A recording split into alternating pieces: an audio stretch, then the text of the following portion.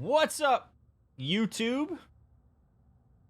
Hello and welcome to part 6 of God of War Ragnarök with a Therapist. I actually can't believe we're already at part 6. I appreciate so much that you are all working your way through this playthrough and that you are willing to go at the pace that this is going, given that I spend so much time talking about the interpersonal dynamics and such that are going on in the game. Obviously, I hope that that's part of the reason that you watch what I do. I'm assuming it is. I appreciate all of the comments up till this point and also the likes on the stream, and this is your reminder to please do that for this stream as well. It really does help. I know there's a reason every YouTuber says, please like the channel. It's because it actually helps hit the algorithm. So I do appreciate if you take the time to do that. This has been immensely fun to play through so far. One of the things that I appreciate about it is that we have had the ability to look at the different types of development that are all intersecting at one given point in time. So we are seeing Kratos' development as a father, as a caretaker, as a person who is later on in his life. We are seeing the individual development of Atreus as a teenager who is going through the process of his brain developing, of his body developing, of his ability to see the world more abstractly. We get to see relationship development between Kratos and his son, and Atreus and the other relationships that are going on in the world, and it's all coming together for this beautiful mishmash that I have appreciated immensely so far.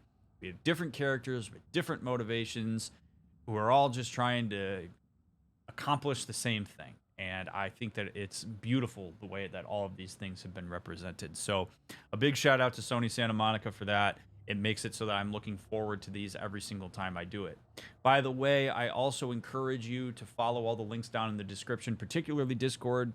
There's a channel that's dedicated to talking about the playthrough. There's also where I post go live announcements and the stream schedule. If you ever want to catch us live, I stream on Twitch and would love to have you in chat sometime. We got daylight behind us again because I'm doing a surprise afternoon stream on a Sunday afternoon for this, and every once in a while I can do those. So however it is that you support the channel, thanks for doing that. Let's get into part 6 and see what Atreus and Sindri are going to get up to. This is going to be interesting. Kratos is in that house and doesn't know what we're up to. Oh boy.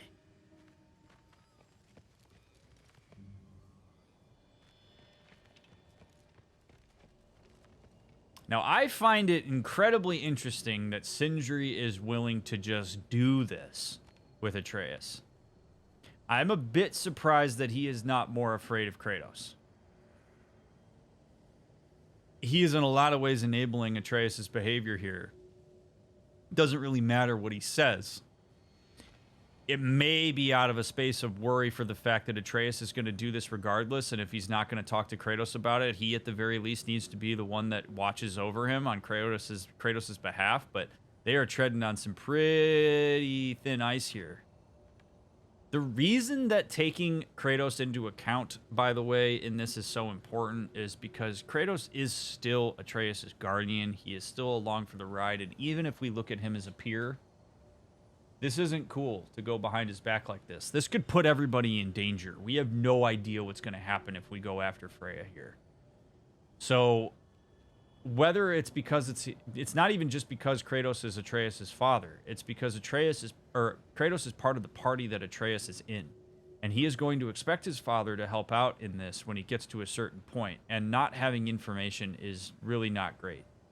I think Atreus going off and doing this, even if it's for the reasons that I discussed at the end of the last part, where it's to show his father that he's capable,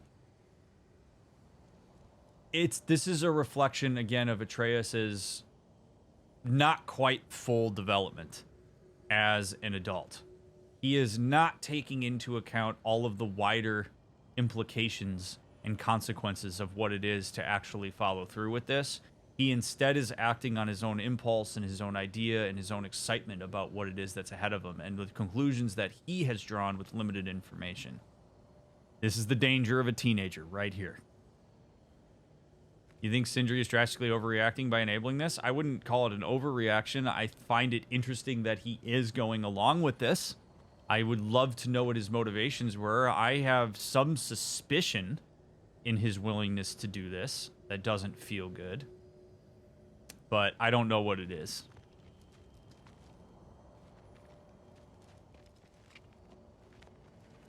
Alright. Well, let's see what happens.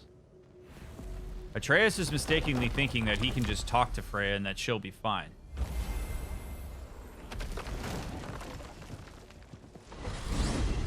She has not shown that to be the case. I seem to have dashed out without mine. Huh.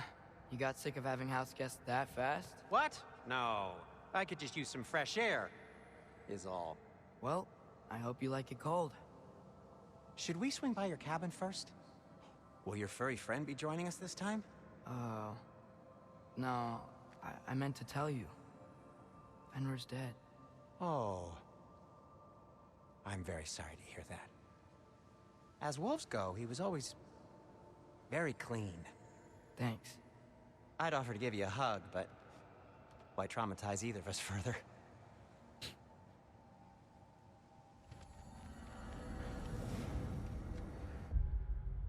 Just one more small example. I realize that it's couched in this game as a joke. And when I talked about it last time, I had done the same thing. I had giggled about it. But if you want another very small example of the way that OCD intrudes on people's lives. Again, I'm not diagnosing Sindri with OCD. But if he is exhibiting some symptomology of it, it even impedes his willingness to give Atreus a hug as a form of comfort. Somebody that he is like intimately familiar with and could use the comfort. He is averse to hugging him because of his intrusive thoughts about cleanliness. It pervades his life.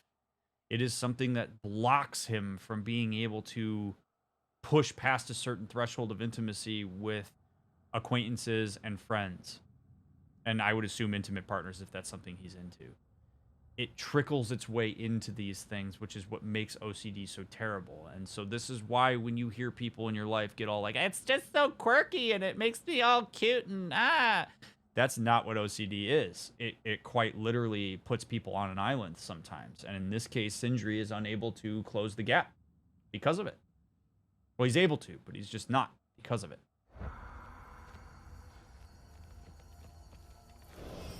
Okay. Caught a whiff of something awful near the Helheim Tower. Remember how to get there? Yep, just past the oarsman. But that's what makes you think Jormungandr's nearby? I know what I smelled. Okay. Well, a lot's kinda happened. And I need answers. This Is that frozen is lightning? so dangerous. Want a closer look? No. Dude, all Thor has to do is show up here and we are effed. Or Odin shows up here. Oh boy. Okay. This is just terrible. I love Sindri's hat. What a great hat. Why don't I have that hat? Sindri, brother, craft me that hat.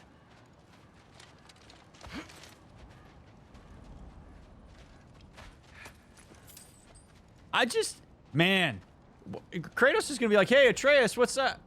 And then Atreus just isn't there. This is such a mess. He's going to be so pissed. And he's going to be hurt.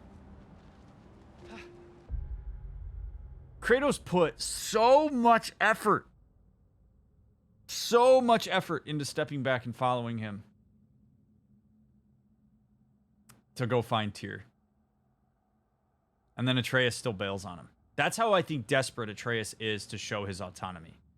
Like, he's so desperate to be this self-sustaining person like what his father is, because he associates that with strength, that he is willing to undercut his father and sacrifice his trust in order to prove it. And again, it speaks to the one-tracked mindedness of the teenage brain. He's not seeing much farther than this far in front of him here. He's not taking all of this into account. That, or he's taking into account it, but he's minimizing it significantly, which is another thing that teenagers tend to do relative to their own ideas. He believes that if he can figure this out and get this information, that it's going to be enough for Kratos to say, oh, okay, good thing you did that then. Kind of like what happened with Tyr. But it was a lot of investment in order to get Kratos to a point where he said, show me. And the fact that that didn't compute with Atreus as being a, okay, my father can trust me and go along with me and follow me on my ideas, and I'm worried he's going to say no, and seeing that inductively as because my father doesn't believe in me, as opposed to my father has some legitimate concerns about our safety and things he's thinking about that I haven't considered.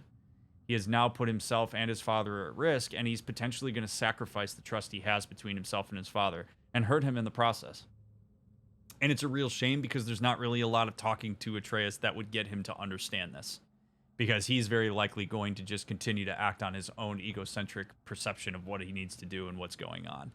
It is what makes teenagers so difficult to interact with as adults, because they just don't have the brain development to get on the same level as you.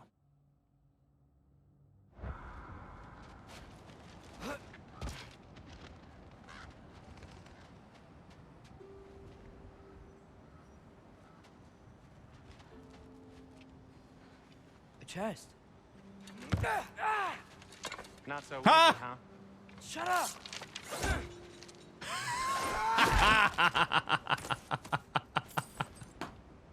I love that. Oh, you learned from your dad that you could do that, but you can't do that because do you even lift, bro? We've established that you don't. What are you looking at me for? I gave you the fancy bowstring. True. I'm so used to hitting square. Well, it's not gonna blow itself up. Yo, So, what's been going on?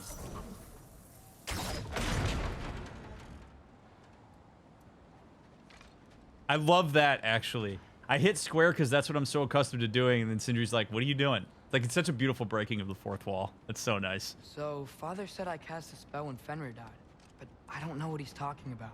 Accidental magic? That is disquieting.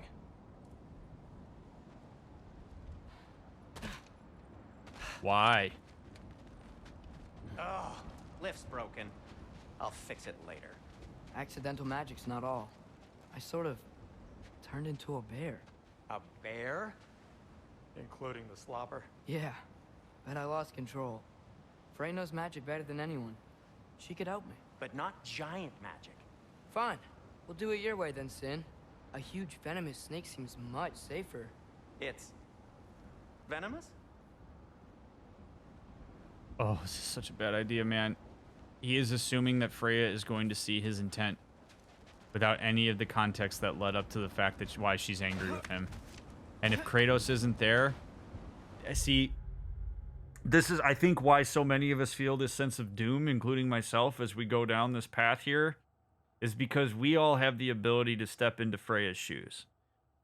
Freya has been trying to exert influence over Kratos. Kratos has made it very clear to some extent that it's not really his life that he cares about.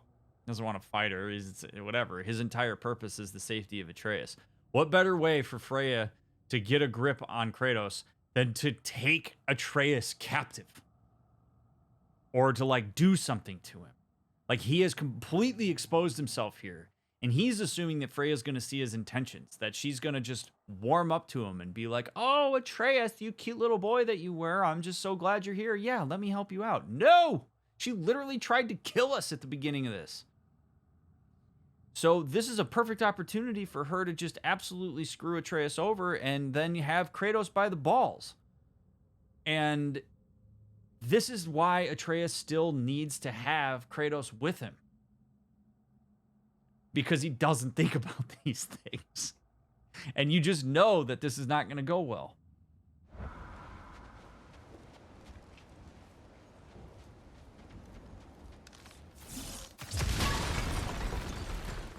Can you lift this? Hey, way to go, bud.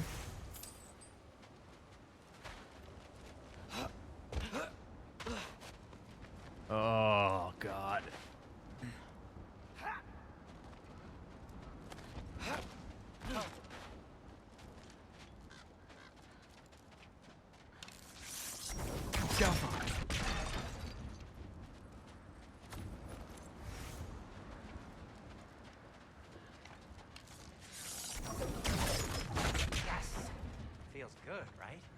great, Sindri.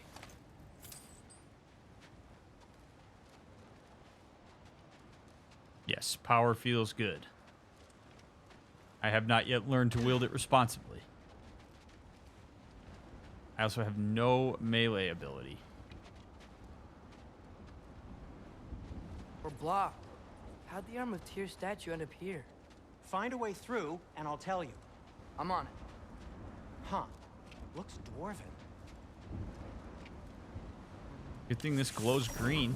It is soundstone, but the path's still blocked. I don't see any more on this side. Hold on. Let me look around. Maybe I need a different angle.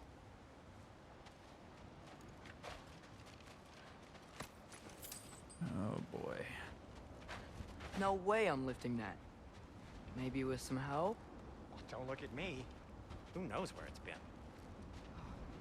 Crawl under it. You serious? You could totally crawl under that, Atreus.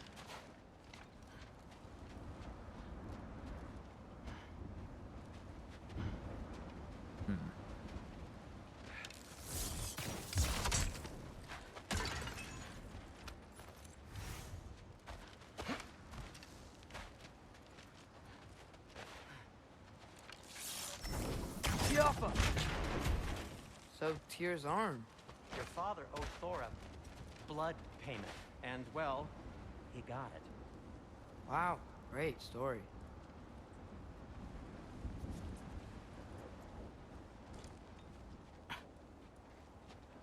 Anyway, is that likely to happen again? Sudden, uncontrolled bear rampage? Beats me. Oh boy. We've got company. Got my back? They're literally made of filth. I'm not touching... Who said you need to touch them? I like the way you think. Okay, here goes nothing! Yappa! Eat a bullet! Oh, I do have... Oh, so I just hit people with my bow? That's badass. A little help would be nice. Okay, right. I'll just do it. Take this, you dirty pile of rocks! Ah, don't touch me! Wow, Oh! harsh words. Not sure he'll recover. Shut up. Want to help or not? All right. That's some quality craftsmanship!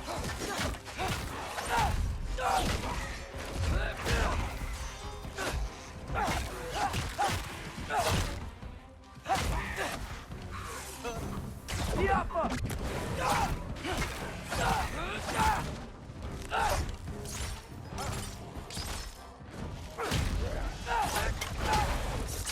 Woo! Dude.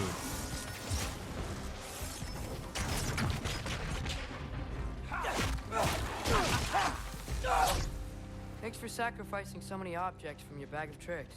Well, you clearly need the help. Oh, whatever.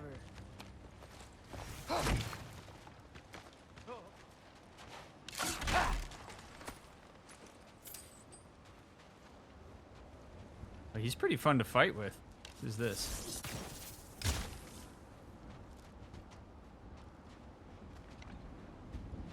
We need Kratos in order to get in there, I'm guessing.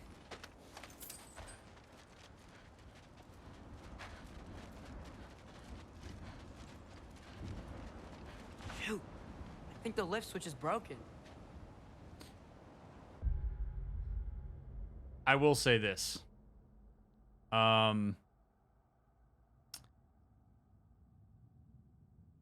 Success when teenagers do these types of things is a double-edged sword. On one hand, it's pretty cool, right? Like, everything's come up Millhouse for Atreus here. He goes out, he found Tyr, he's gonna go out, he's gonna find Freya, he was able to sneak out.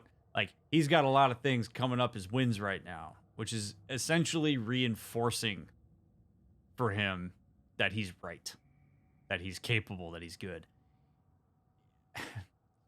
You need to be punched in the stomach a couple times as a teenager in order to level out and understand that things are not always going to go your way. Adults usually can see success in context, whereas children and teenagers tend to assume that if it's always working out, it's always going to work out. And the scary thing about it is that the more that Atreus' confidence builds, the less nuanced his thinking's going to be.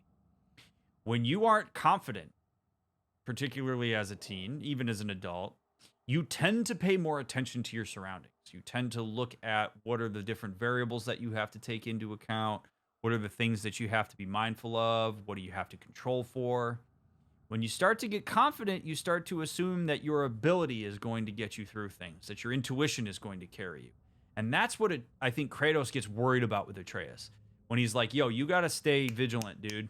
Just because you've got a lot of things coming up as wins doesn't mean that the next one's going to be a win. You have to always treat the world as if you don't know what's coming next.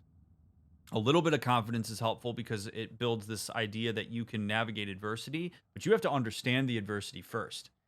And so this is scary in some ways that these things keep working. He's able to kill these things. He can open the chest. He can go off with Sindri. He can do all this stuff.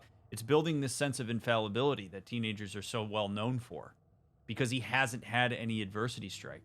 It's why it's so important for parents to let their kids get punched in the gut every once in a while so that they learn how to navigate it. Does that mean I'm hoping that Atreus fails here? No, but would it be good if this fell flat on its face to some extent? I think so, because it would help Atreus understand that he can't just do everything alone.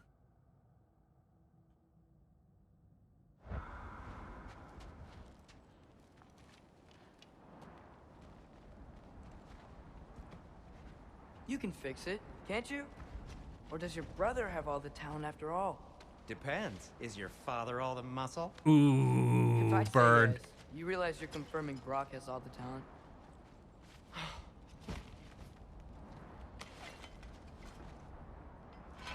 What? There. Let's get going.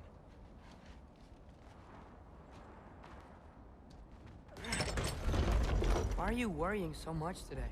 I just need to look out for the people I care about. Keeps bad things from happening to them. Freya wouldn't kill me, and Jormungandr's probably not even there. Besides, he likes me. He's only eaten me once. I had conveniently scrubbed that from my memory. Well, we're here. Oh, man. Oh, man. Maybes is certainties. Don't like that.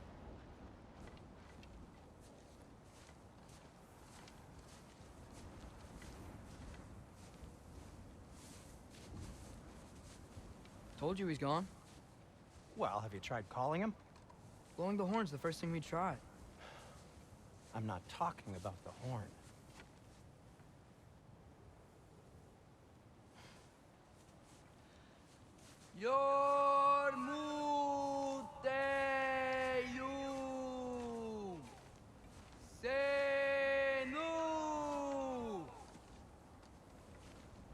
That's not weird at all. Oh, boy.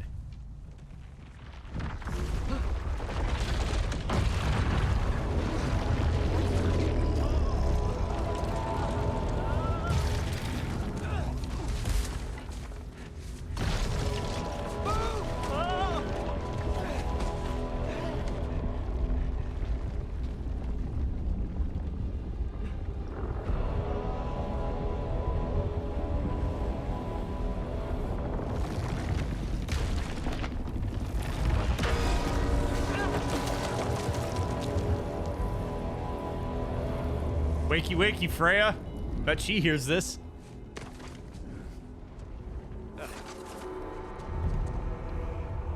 Dude, he's so cool.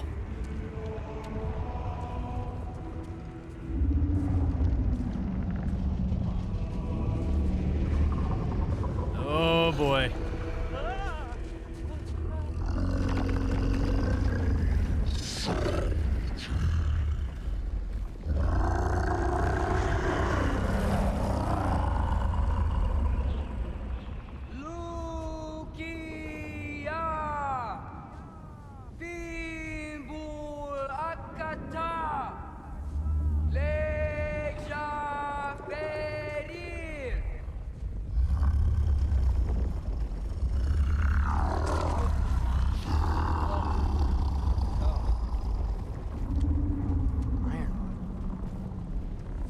God, the sound design on this is so good.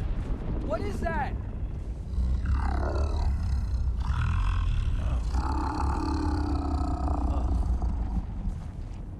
That's all you're gonna say? Well, don't let us keep you up or anything. Good talk. Ironwood. What do you think it means? Means we should have stayed home. Let's head back.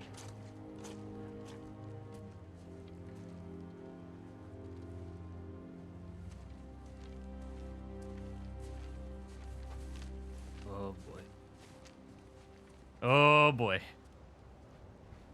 That was some loud shit right there. Jormungandr. We haven't seen him since Fimbulwinter began. I was beginning to think he'd left the Lake of Nine somehow. But Sindri's nose was right. World Serpent woke up when I called it. But when I asked him about Loki and what I should do, all he had to say was Yarnvior. Not helpful.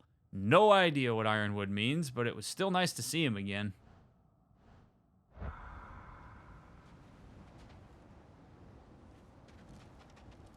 Gotta love Atreus with the parcel tongue there, huh? Door's frozen. Maybe I can... Ah!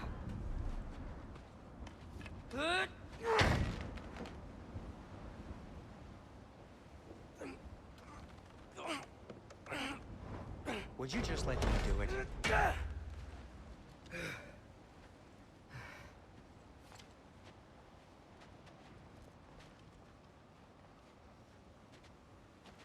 So what was your plan anyway?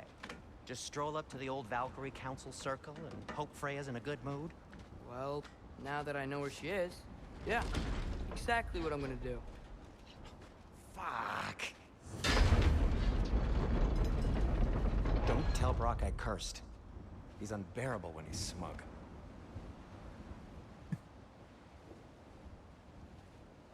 I didn't see anybody, madame, but maybe I wasn't paying enough Look, attention. Baldur tried to kill her. We had no choice. Not sure she sees it that way. Well, I'm not gonna ask her. Besides, they were your arrows. You're absolutely right, which is exactly why I'm recommending we don't do this.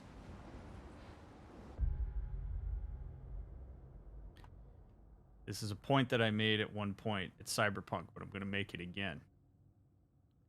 They did have a choice.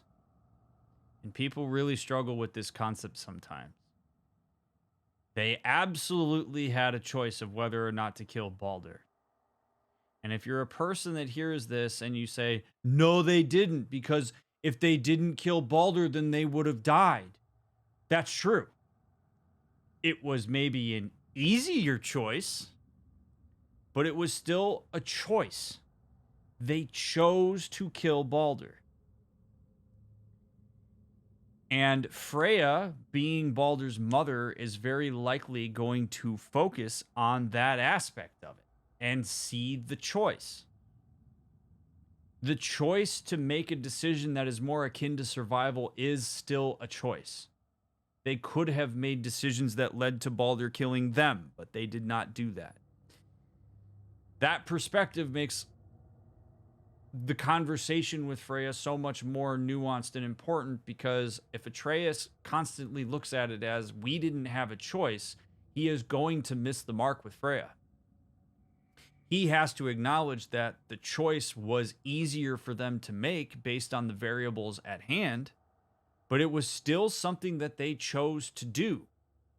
And they have to take accountability for that choice.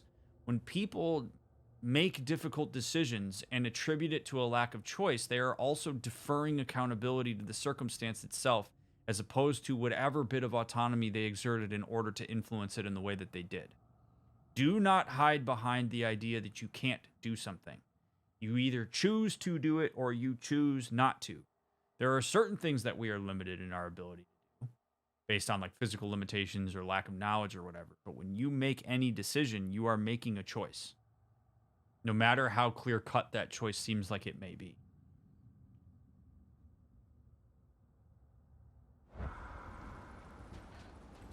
And by making that choice, they stripped her of her ability to make her choice. That is correct.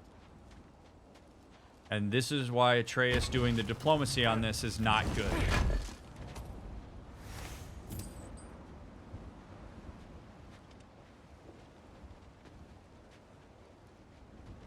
This is, man, this conversation is not going to go well if it's even a conversation because of Atreus' lack of nuance here.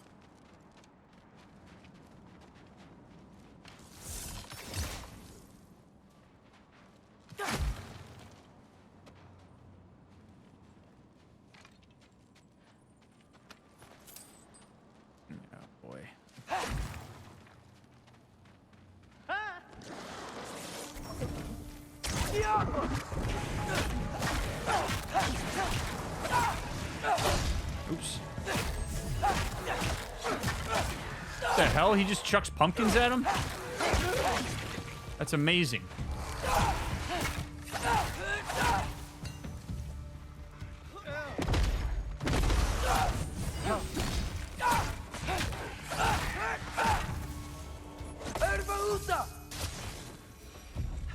Well, that's quite enough excitement for one day. No way. We're so close.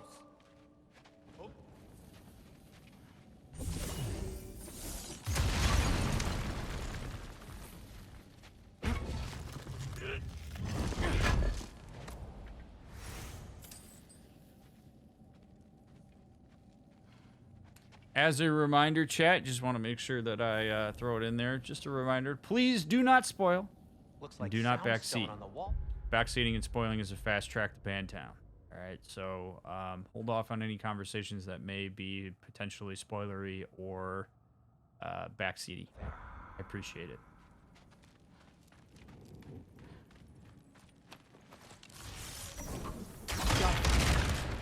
And if you're not sure, assume that it's something you shouldn't say.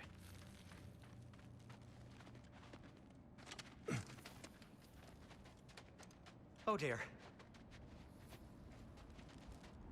Oh dear. Oh boy. Maybe this is a sign. Don't be a baby. I'll catch you. Promise not to drop you this time. Fine. Just step between the realms then. You know it doesn't work that way. Though sweet Bessla, I wish it did. See? Was that so bad? I sincerely hope I never have to do it again, if that's what you're asking.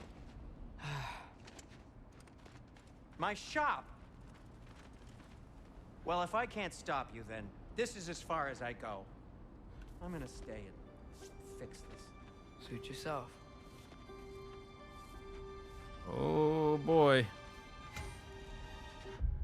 New skills available.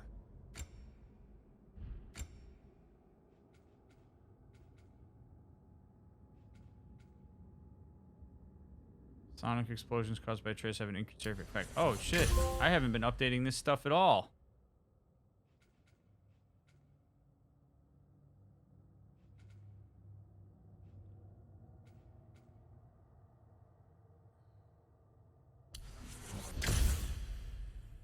While evading, hold forward and press R1 to perform a shield strike. Hold R1 to trip and strike an enemy. Oh, I can just buy any of these? That's awesome. Attacking enemies afflicted with a trace of sonic status creates bigger reverberations, applying stun to nearby enemies. That seems useful. Powerful heavy attack finisher combo while evading. Hold R2 to swing the bow for a wide heavy attack. Apply status damage of the currently equipped runic arrow. Like that. And press triangle to grapple towards an enemy and strike them with force. Yeah. Good stuff. Alright. Yeah. Hold R1 to trip and strike an enemy. Continue holding R1 to deal heavy stun by extending the duration of the beatdown. Hell yeah, dude. Let's go.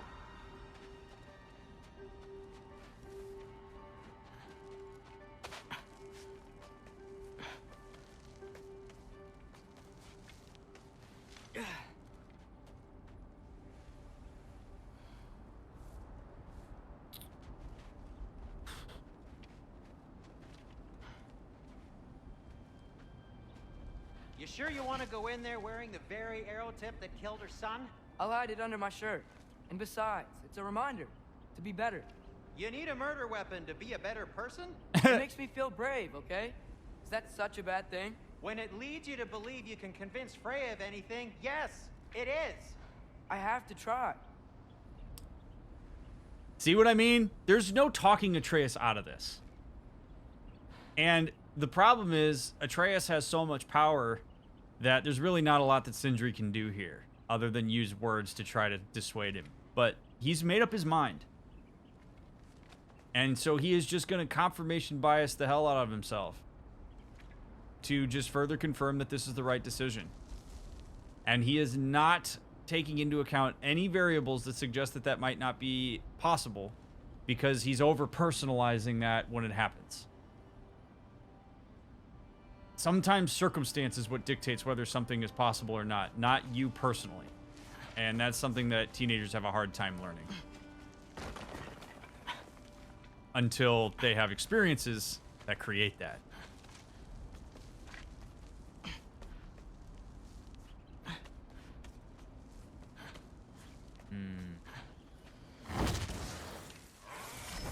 Please.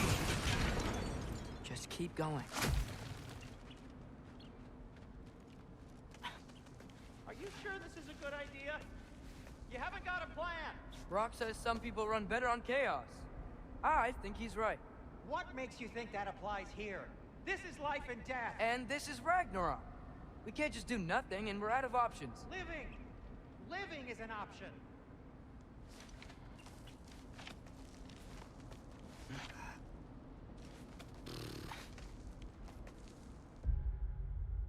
Now that said, I do find it quite interesting that Sindri is sort of like all talk here.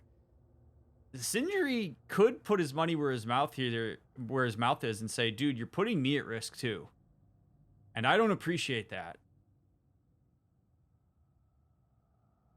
But he can't go get Kratos.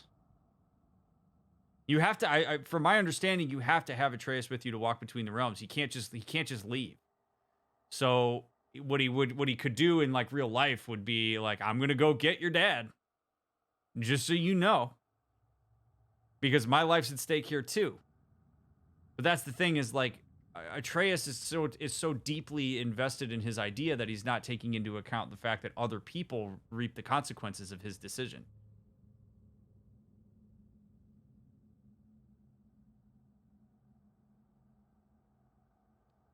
Sindri can't go back on his own right now. And I'll bet he's regretting that very much right now.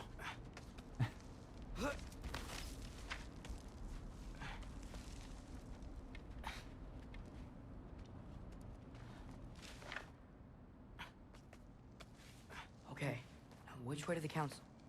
As long as I go up and forward, I think I'll get there eventually. Yeah, sounds alright.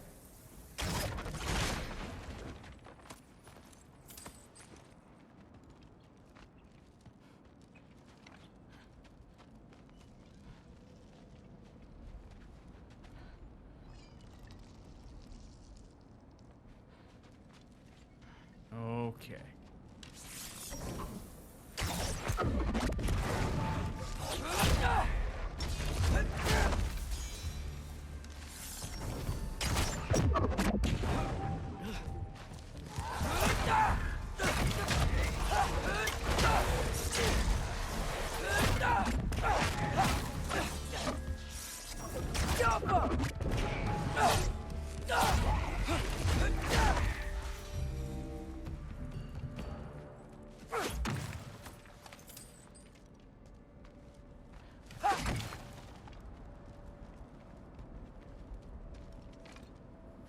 Yeah, the moves are a game changer. This is going to be a lot easier. More soundstone. I wonder how long people have been waiting for me to notice that I could upgrade those. It was like watching the Dragon Age playthrough where I wouldn't use injury kits on anybody.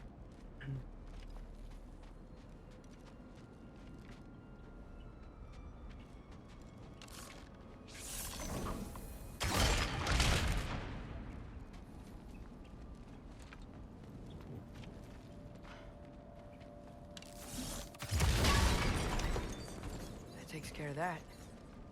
You are correct, madame. You are correct. And I appreciate that. Oh, shit.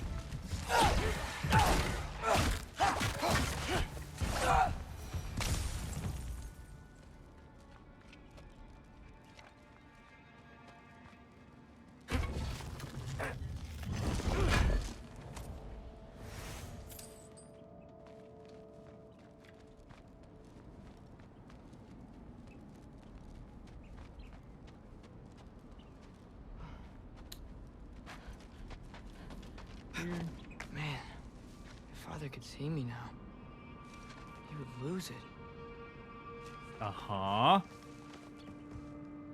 So Atreus, let's use this as an opportunity to engage in a little bit of a thought experiment. Why do you think your father would lose it? See, he's on the surface. He knows. He has some degree of empathy and understanding of Kratos' position. But again, he is likely considering that inductively. So if you want to scaffold some broader thought for Atreus here, what you would want to do is say, walk me down that path.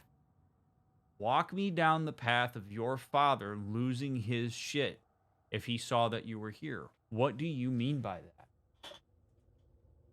It gets him to engage in more formal operational thought instead of us making our assumptions about what he means. He could very well mean my father would be so proud of me for figuring this out. He could mean like he'd be pissed. And if either one shows us a little bit of his idea of what his perception of Kratos is relative to his ideals, and getting that information and being curious about it is going to help us understand him better and maybe help scaffold him into making better decisions off of his thought process. Which maybe means turning around, going and getting his dad, telling him that he did this, and then coming back in here with him. It's just a very interesting point of reflection there where he's like, oh man. Like his dad's with him symbolically when he's doing this. He's not fully autonomous. He's carrying an internalized object of his father, one that he sees as being very upset, likely, that he's currently doing what he's doing. I wouldn't have to hide things if he'd just trust me. How can I trust you if you lie? Actually, that's a good point. Uh-huh.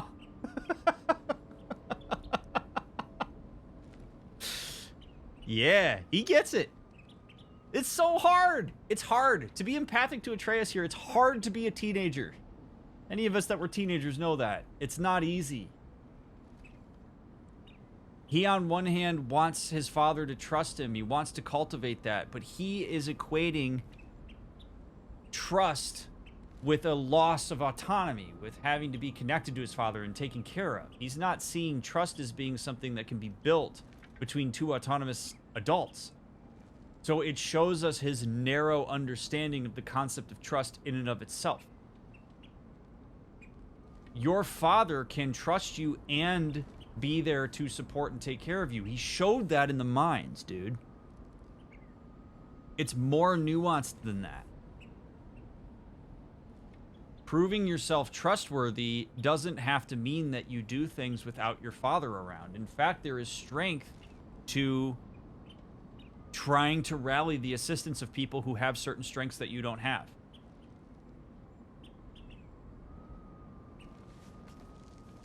Is it cognitive dissonance when he knows that Kratos has a point yet persists anyway? To an extent.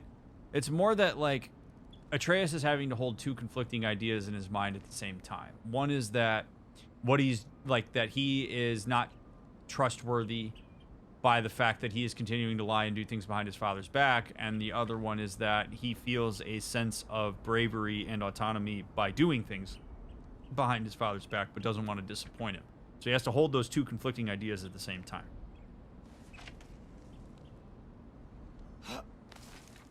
And cognitive dissonance is not comfortable. Maybe if you listen to me, could I not say the same? Well, where do you think I learned it from?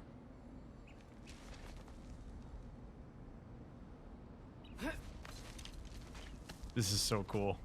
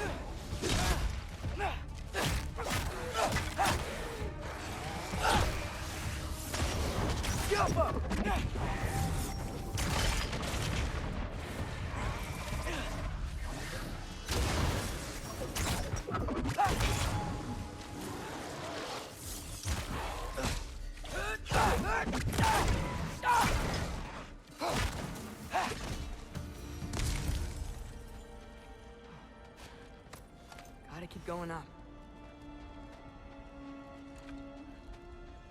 Wonder what Mom would do. Why don't you trust her? Why won't you tell me?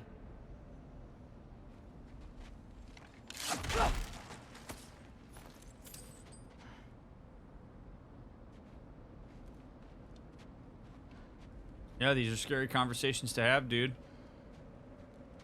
For sure. Your dad's not a particularly open guy. He doesn't use a lot of words. So, yeah, it kind of sucks that he sometimes leaves you to your own devices to figure this stuff out.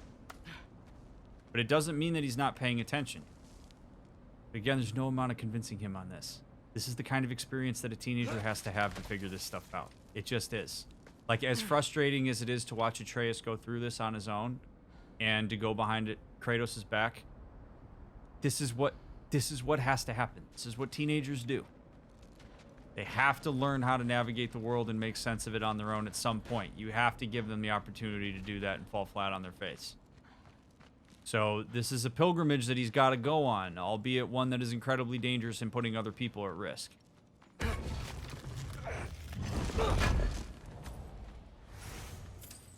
What do you think about the "where do you think I learned that from" excuse? I think it's a perfectly reasonable excuse. He's not wrong. Oh, shit. You only learn from what you have access to, and what Atreus has had access to throughout his entire life is the way that his father manages things.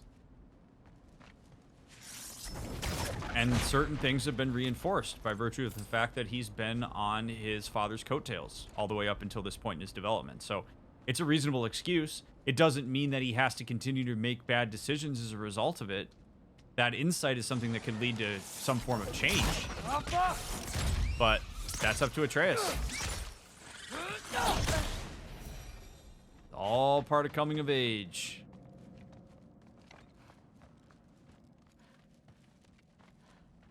And it's why this is such a beautiful game to... Whoa, shit. You assholes. How dare you.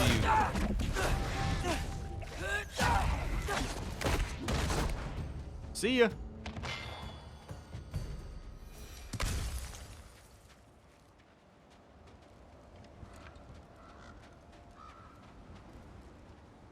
And that piece of lightning is ominous as hell, man. Guess I'm going the right way. Really wish I had a compass.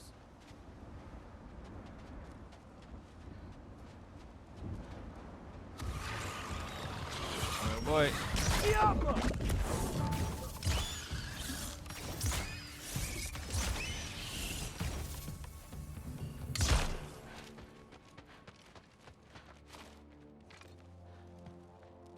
Well, Kratos has a compass. Sure. We were given one in Svartalfheim. And because Atreus doesn't have his father with him, he doesn't have a compass. So the only compass he has to guide him right now is his intuition, his ideas, and that's dangerous.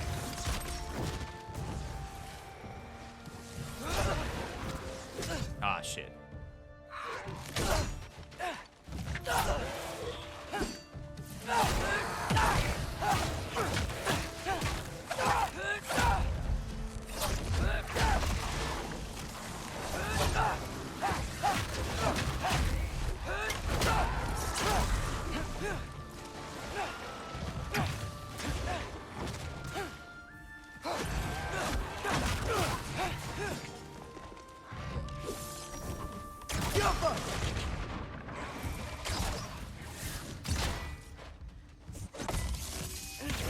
Oh, I missed.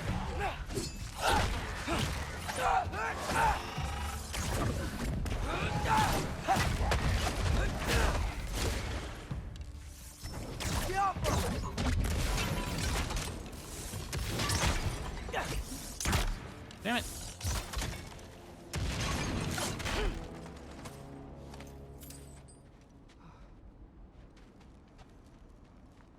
It's so convenient that these piles of gold usually have an explodey thing right next to them. Something I really appreciate about this world.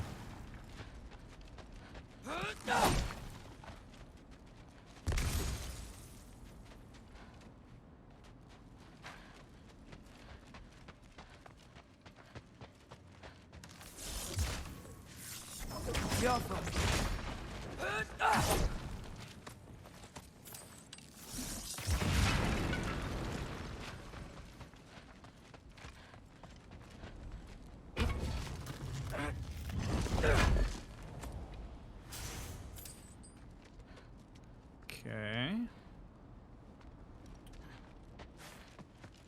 Let's keep it moving.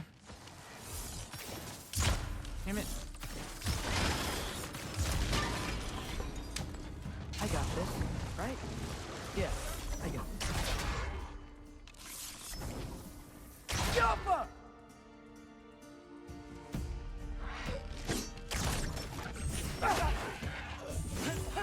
Ervaluta!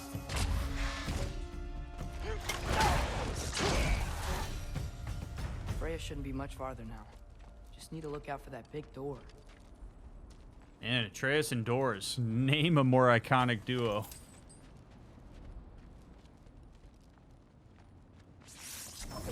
Get off her!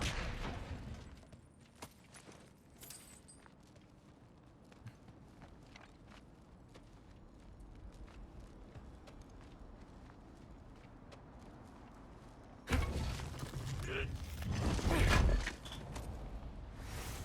we're getting a lot of stuff.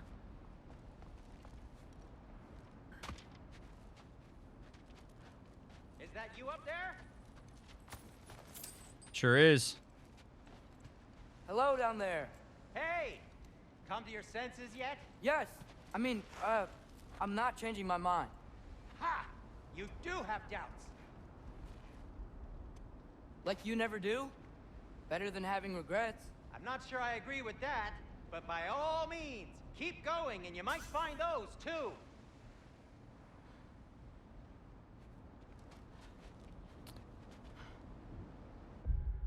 There is a tendency for people, particularly adults, to engage with teenagers with sarcasm when they are frustrated or think that they're doing the wrong thing.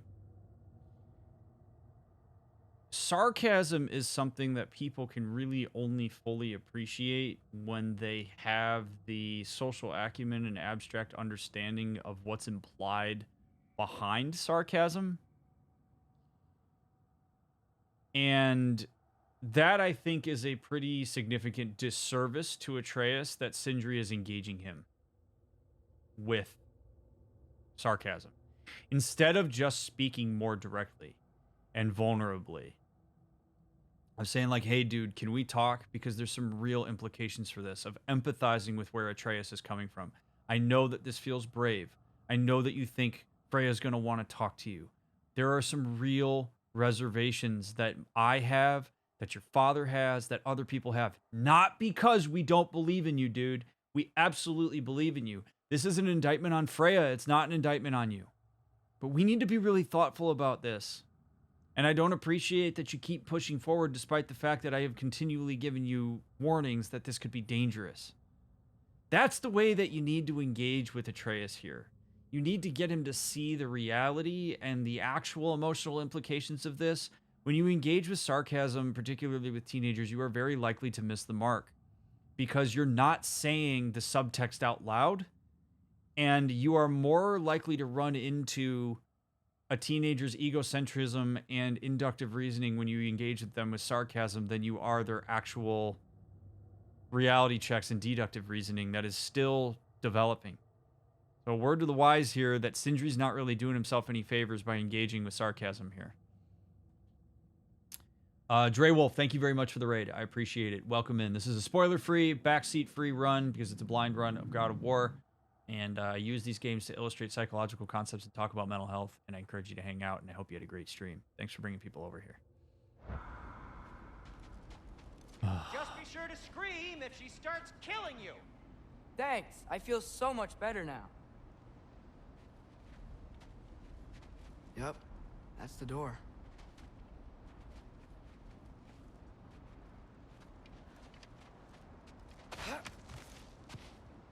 Yeah, and actually, you know what? That's a really good point. You know, Earth, when you say, as Kratos would say, speak plain. That actually has stronger implications here on top of the point that I just made than I even thought about initially. Atreus is not one to have been socialized around sarcasm. He hasn't been socialized around passive-aggressive communication. Atreus has quite literally been raised by one of the most literal direct speakers in all of the world, in Kratos. Kratos doesn't beat around the bush. He speaks very directly. He says what he means. He is not one to put in a bunch of bullshit filler. So it's even more reasonable to think that Atreus is not going to read or respond to sarcasm particularly well, because that is not what he has been socialized around. That's not how he takes directives. That's not how the realities of the world are brought to his attention. So in the same way that we talked about how Kratos needed to meet Tyr where he was when they had that engagement when we got him out of the cell, the same thing could be said here for Sindri in the direction of Atreus. You need to be more direct, firm, and speak clearly rather than using sarcasm, because that's what Atreus has been socialized around.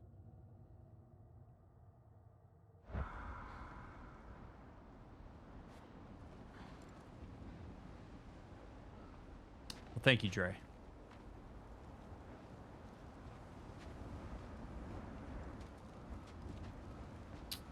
He did have Mimir, but Mimir is not his caregiver and is not the person who developed his formative relationships. Mimir has a little bit of bite to him, but is not really one that has guided Atreus. He also doesn't use too many sarcastic quips with Atreus. Usually when he engages with Atreus, it's been pretty direct. There's just not enough socialization around Atreus' Freya. ability to pick up on the nuance of what sarcasm has to offer. What? Can't I pay an old friend a visit? Nothing wrong with that, right? I mean, just because I'm responsible for the death of your son doesn't mean... Okay, yeah. Should probably avoid mentioning that. Is that Freya? Why am I wearing this around my neck? The arrow tip that killed your son? That's a great question. I'm so dead. He could turn around. We could turn around and go right back to Kratos. Cost sunk fallacy is applying right here. He is well aware that he is going into a death trap. Sindri has given him enough doubt.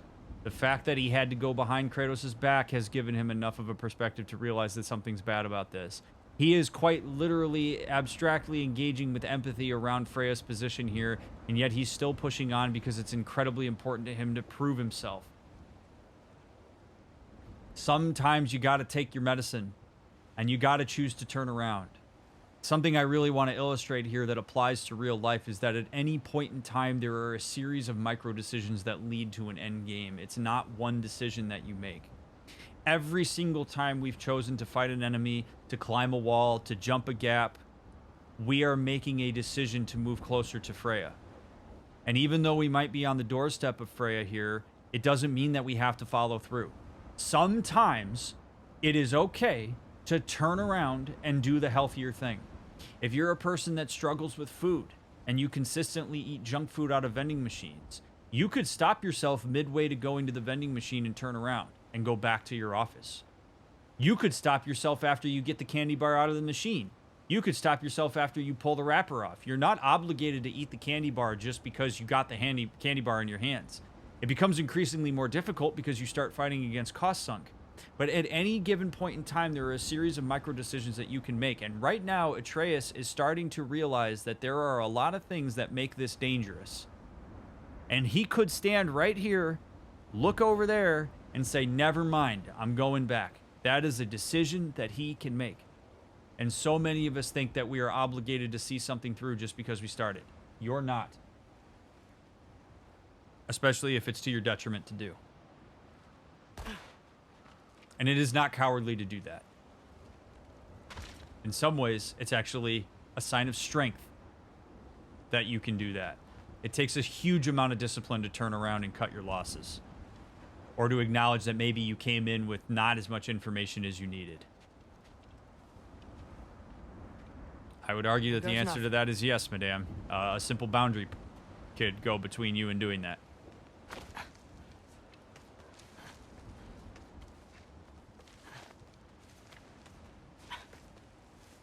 Thank you, Bardov. I'm glad you're here.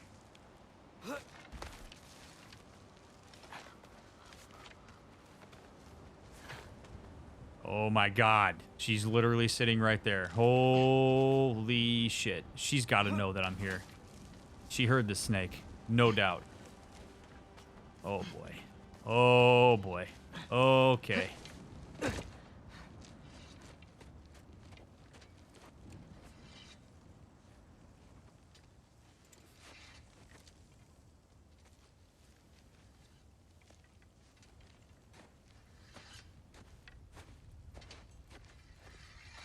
Freya! You should have stayed with Sindri. Wait! Stop! Your father. Where is he? Not here! He sent you? No! He doesn't know! You shouldn't have come. He took my son. What makes you think I won't do the same?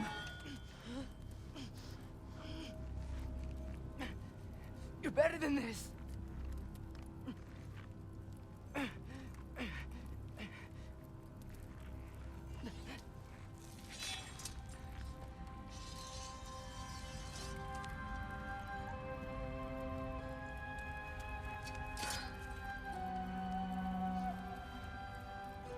You would stake your life on it.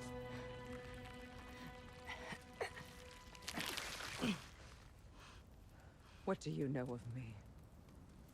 I know you haven't killed me yet. So while you're thinking it over, why don't you let me go and I can tell you why I came? You mean to plead for your father, save your breath. His fate is sealed. But you know who's to blame for everything. I cannot get to Odin. Nor do I need to. Ragnarok will take him.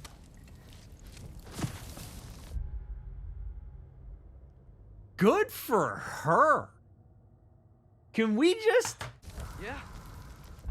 Can we just take a second and appreciate Freya here? Holy shit. My god.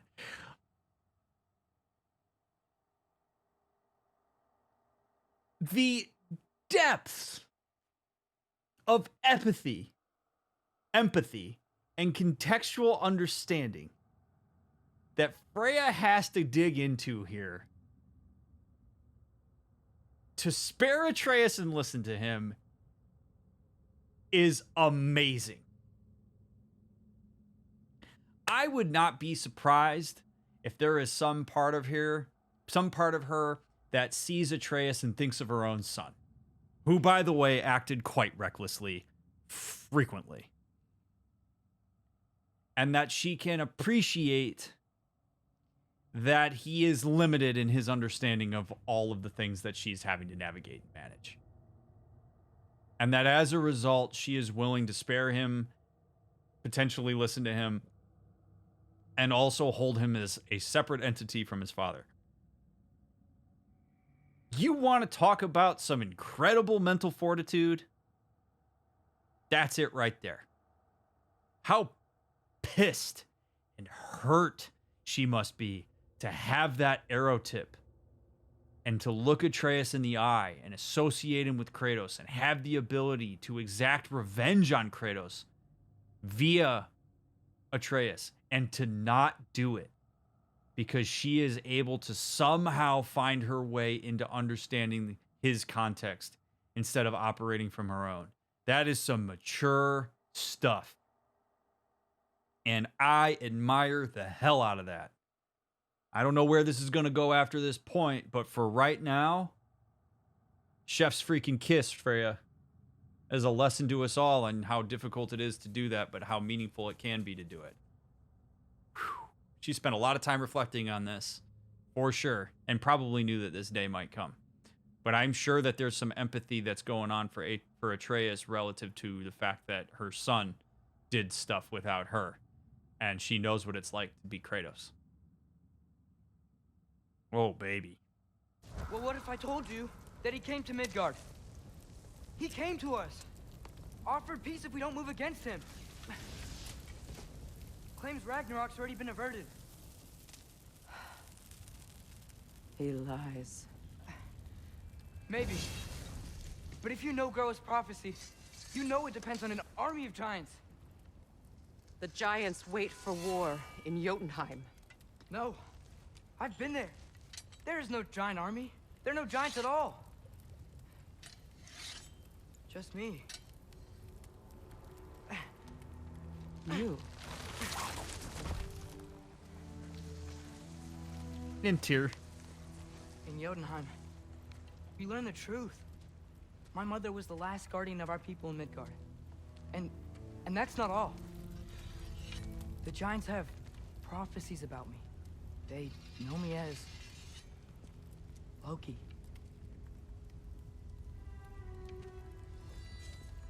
I think maybe I'm supposed to help stop Odin, somehow. But since all the giants are dead and you won't fight Odin,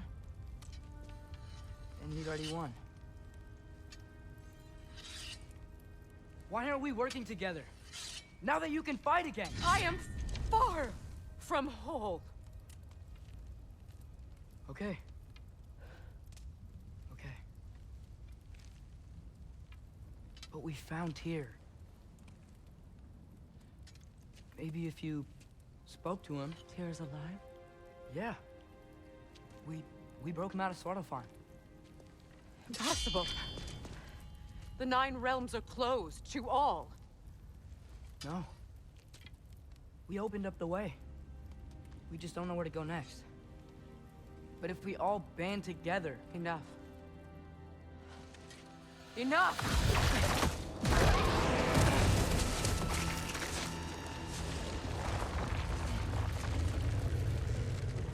Leave this place. Go and do not return. Go before I change my mind. Do not expect the same mercy for your father.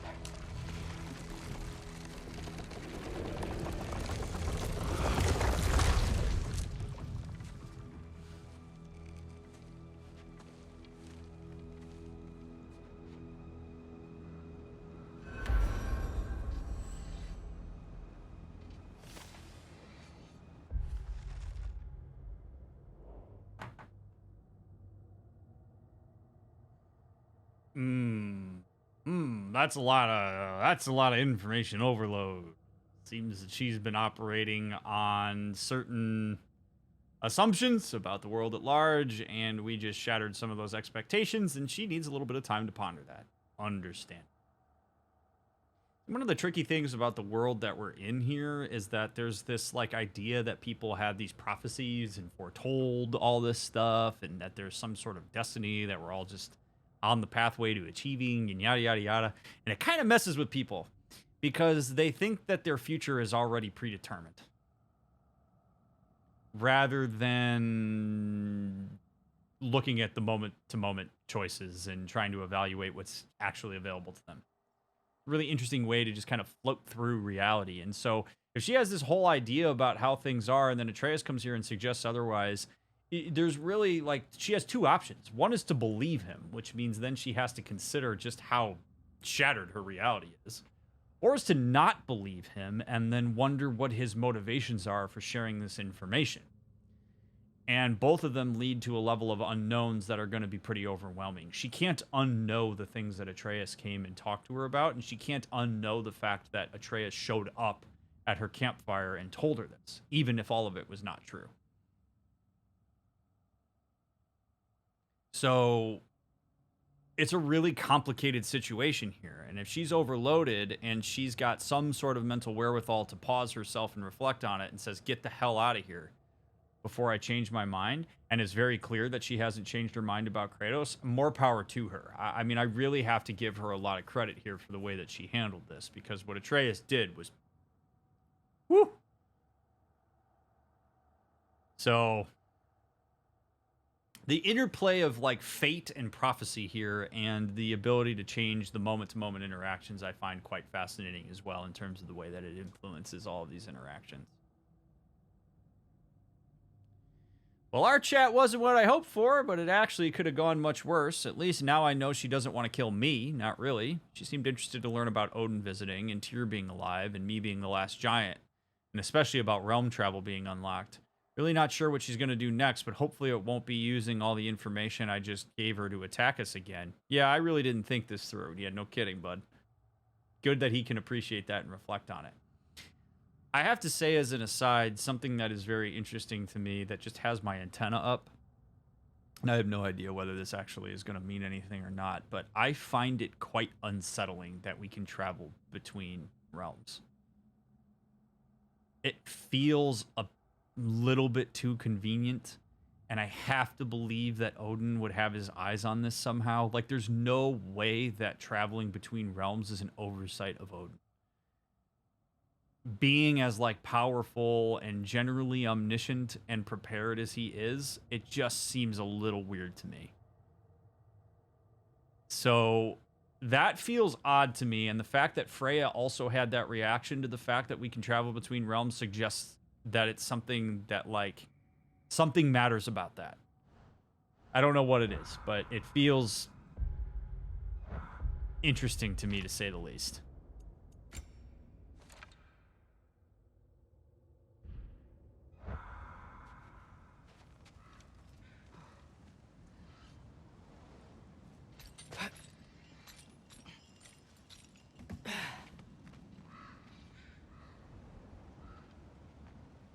Did she really put up those thorns, huh? Get the hell out of here. I appreciate you erring on the side of caution, sure.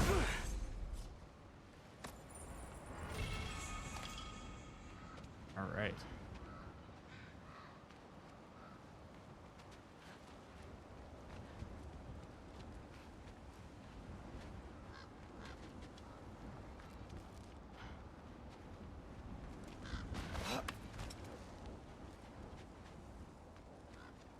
Whew, that was an intense interaction, though, with her. Figured it would be, but look at all these ravens everywhere. So I'm not dead. I didn't get any answers. So this all might have just been a very big waste of time. Which I will never, ever admit to Sindri. Yeah, but one of the things that you're going to have to admit to yourself, bud, is that you potentially sacrificed a huge amount of trust with your father to do this.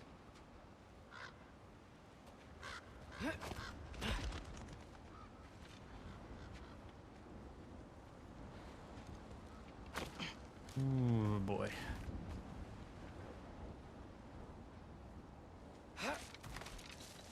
It's like doing something you know is going to get you grounded. And you're just like waiting for your parent to get home from work.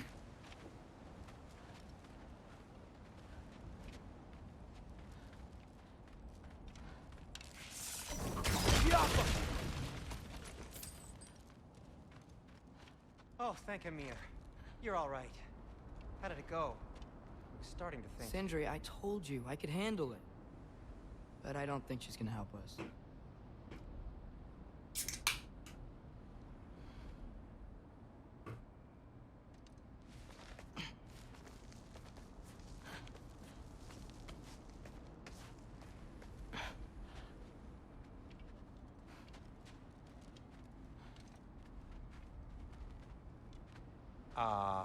Where's your necklace? Huh? Oh! I was thinking and I, got rid of it. She took it, didn't she? Today was your lucky day. So, tell me, how did it feel to run on chaos? No, boy. He worked so hard to clean that up, too. Yep.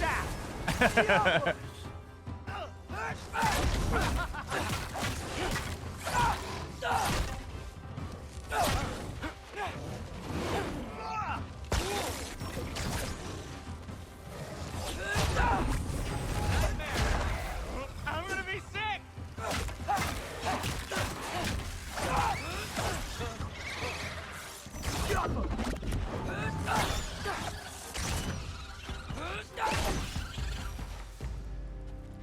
I'll repair it later. Let's get out of here before something else tries to kill us. Yeah, good idea. Hate to bring it up, but are we telling your dad about this? Since you've come clean and all. No way. He'd kill you. Right. Well, speaking of coming clean, I need your opinion on something. Something I've kept from my brother for a long time. Oh, boy. I'll What? tell you on the way back. Come on. Oh, Jesus.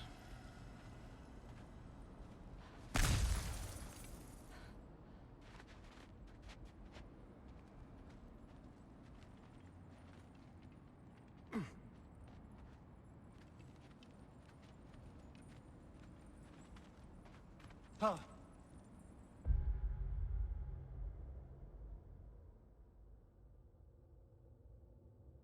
Call me cynical, but something doesn't sit right with me about that.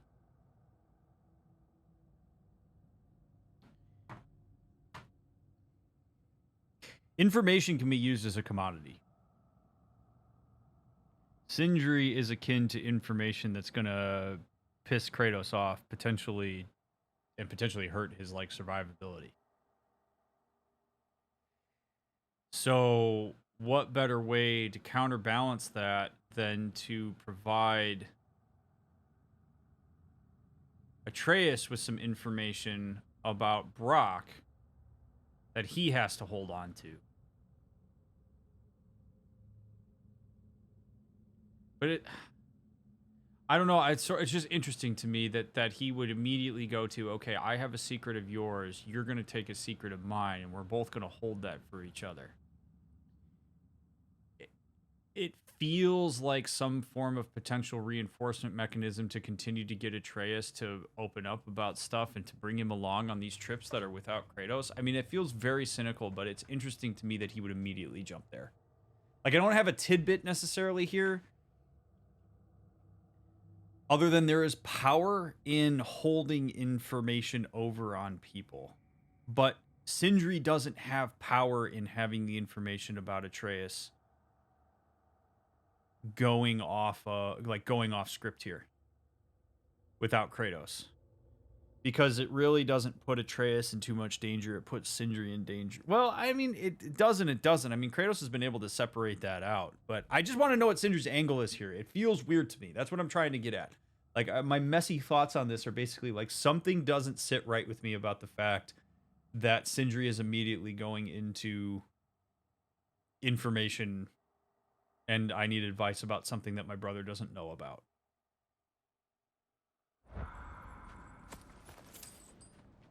We'll see what it is. That'll maybe inform it a little bit better, but...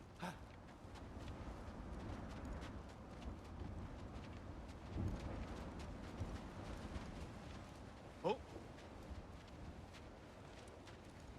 Huh.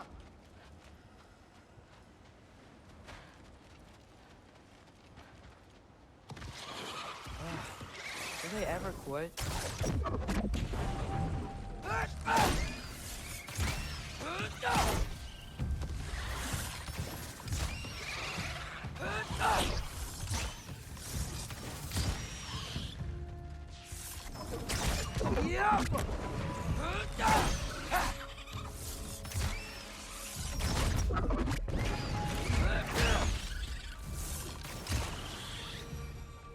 Okay, back to Alfheim Tower. You were saying? Long before you were born, there was an accident at the forge. Brock died. I couldn't accept it.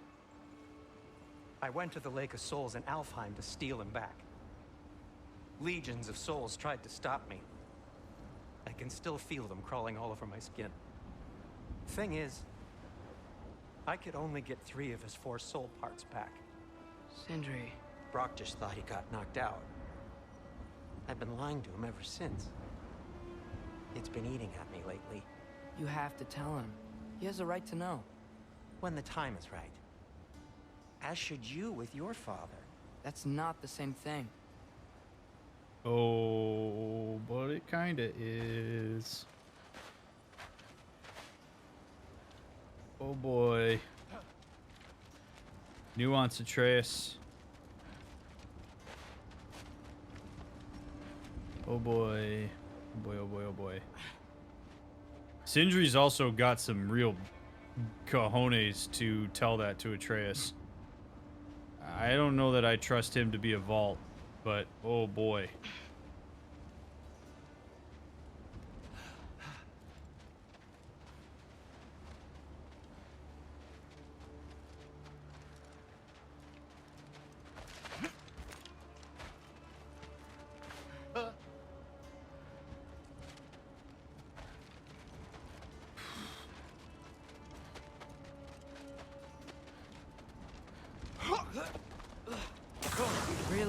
now?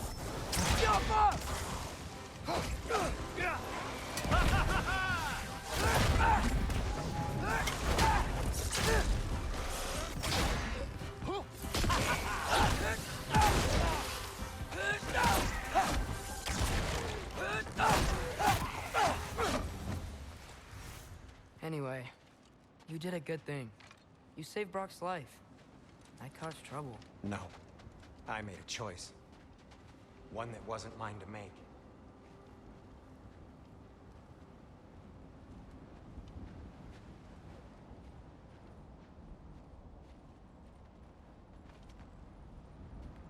I want to know why you're telling me this, other than the fact that there's. What do you mean? You're... A choice. I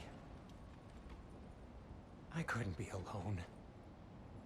The other dwarves, when they saw him, they shunned us. So we left. Made our own home. Well, you can't change the past, but it doesn't have to be who you are.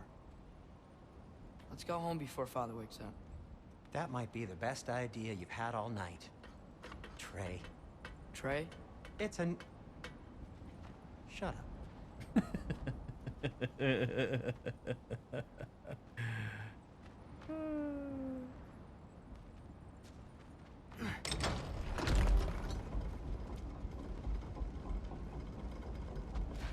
So I'm not allowed to give you a nickname? Is that what that was?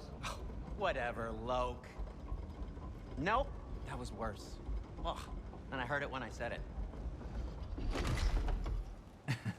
All right. Shall we? Oh boy. Oh boy. All right. I'm gonna laugh my ass off if we walk through this portal and we walk out the door and Kratos is standing there just with his axe just. Where you been, boy? We're gonna get a classic boy.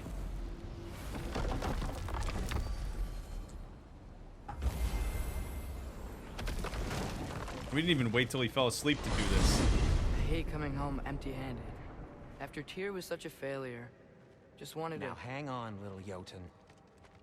Tyr may not be everything you expected, but a failure?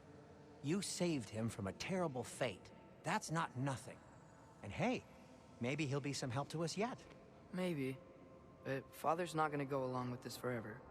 He's probably already got our next hiding place all picked out.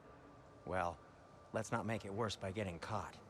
When we get there, I'll cover our tracks at the gateway and slip around back. And you just act natural, but quickly. Well, hey. We got two key pieces of information here. One is that Atreus sees Tyr as a failure, which I think we could have probably presupposed, which means that Freya was an overcompensation for his sense of failure, even though literally nobody told him it was a failure. But the one that's more interesting to me is the comment about he's already trying to pick somewhere else out to hide.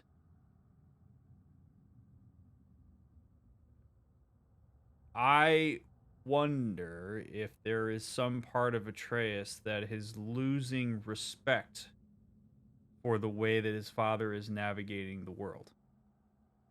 It's kind of getting to a point where he can make value judgments on the decisions that his parents make, that his parent in this case makes. And because it doesn't align with his conviction and his youth and his energy and his perceptions, he is now in a position to cast judgment upon his father's decisions. And there was just enough bite in that comment that it makes me wonder if perhaps he thinks that his father is either like gone soft or is too conservative or is weak. It just makes me wonder, but there's a value statement in there on his father that tells us maybe a little bit about how he's orienting himself to Kratos. And if he starts acting from that perception rather from the reality of what's going on with Kratos and doesn't ask him questions and doesn't really get into those, like doesn't communicate with him effectively, we could have some problems.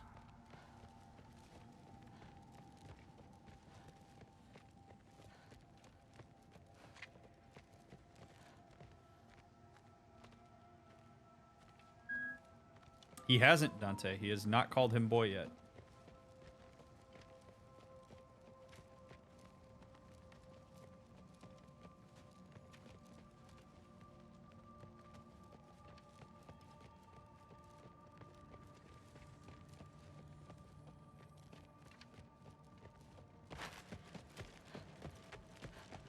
Oh boy.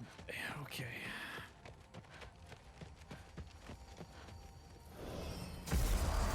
Go, go, go.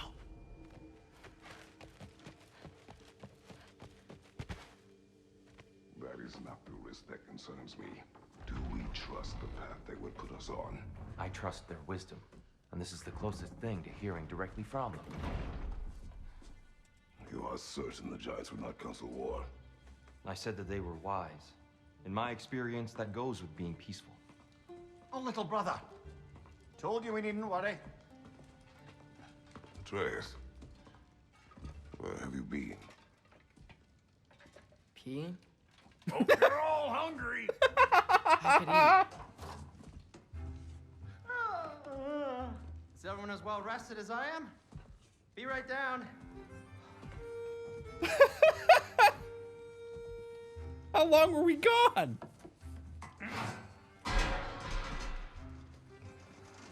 Is this sausage? Sure. Why not?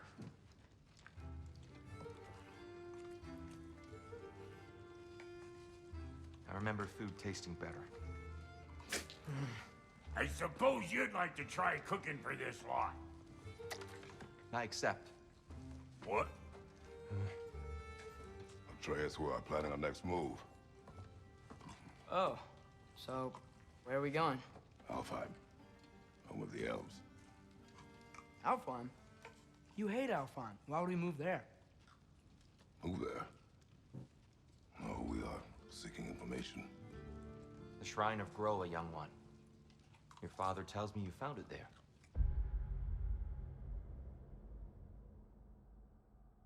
Ooh. Oh. Okay. The theme of this episode is why teenagers are infuriating when you're an adult. But why we always need to understand them from a developmental context, because it can help us get some insight and empathy. Oh boy. Atreus has made up his mind. Atreus is in his assumptions. He's not checking reality. And it goes so far as when Kratos says, "Where have you been?" And Atreus says, "Peeing." And then Kratos sits down and they start eating and they say, "Hey, we're plotting our next move." That shows trust. There's no suspicion there. It shows that Kratos is making the effort to repair the trust that was lost when Atreus went out and did all of that information gathering about giants behind his back. And the hope would be that Atreus could look at that and be like, "Oh shit, he really has built trust with me, and I don't need to rock this boat." And then he says, "We're plotting our next move," which means that Kratos is including Atreus in a conversation about what we're going to do next. And then Atreus lets on his own assumption about why would we move there? Which, if Kratos is paying attention, means that Atreus has already conceptualized his father as not being willing to push forward, but instead wanting to hide. It means that he is beginning to see his father as working antithetically to his own desires. And that is a dynamic that Kratos and Atreus both need to be mindful of and stomp out as quickly as they can. And I'm kind of surprised that Kratos is thrown off by Atreus saying that. It would do him well to say, like, what do you mean by that? It's already, Atreus's assumptions are already starting to color conversations. It's creating a situation where he's not paying attention to the variables that are in front of him. He is still sucked into his assumptions. He's still sucked into his ideas, his egocentric view of every conversation that comes toward him. He has little bursts of maturity, but he still isn't there. And that whole exchange there is a complete reflection of that. And I'm not saying this to be like mean to Atreus. This is something we have to understand developmentally. This isn't something that, like, we don't just get to have teenagers be adults in the way that they process things. It's what makes them such unknown variables and so difficult to harness, because he has this emerging autonomy of thought and of ability, and he hasn't learned how to wield it with any degree of like nuance or sophistication, and it creates all of these waves of dissonance and havoc and tension when we're going through this. But we're learning a lot about where Atreus is right now with a lot of stuff by how he's interacting in these spaces, and we're also learning a lot about Kratos. Kratos was not skeptical of Atreus at all when he asked where he was. Does Atreus choose to take advantage of that? Who knows? But it also puts him in a little bit of a bind now, because if he's like, oh shit, my dad trusts me and I lied to him again, do I tell him? The best thing that Atreus could do is tell him and acknowledge up front, hey dad, I'm telling you this now because I don't want to wait too long to tell you, and you're going to find out eventually, whether by me telling you or whether by something else coming to light. And I want to preempt this by saying that I'm sorry, and I realize that it was a bad decision, but I want to come clean. That's the way that Atreus needs to handle this. That's how you continue to build trust. You have a little bit of a break, but you have empathy for that process, and you're able to get a little bit into the dynamic itself. You meta-communicate in that way. It would help immensely here. This is a mishmash of just awful here that we are just omnisciently bearing witness to. Roa? The Knowledge Keeper? Oh, maybe there's a secret there I can unlock. Aye. Who better than the seer who saw everything? I wasn't sure you, Never mind. That's great. Alfheim. Hey, don't go forgetting this what'll get you there.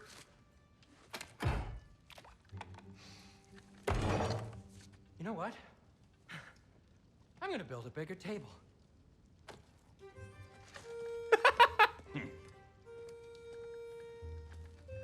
More for me. The pacing of this game is so good. Oh my god. Tyr, you're really up for coming with us? I am. Whenever you're ready. Well, whenever your father's ready, I should say. If my counsel might help you towards the answers you seek, it's the least I can do to repay you. Plus, I think it will do me well to see the light of Alfheim again. That elf light is some good shit.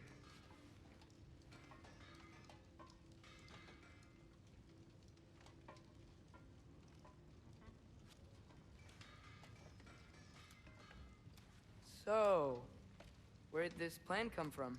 Oh, from Mimir, of course. I was merely asking how you found me, and he explained the secret prophecies inside the Jotnar shrines.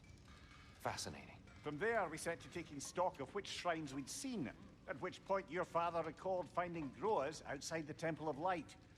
And now that we can actually go to Alfheim, the prudent course of action became self-evident. Nary a lost step for the world's smartest man. Even without feet, if you'll forgive the levity. I was always fond of our talks, you know? Aye. And it's good to see you a free man again, old friend.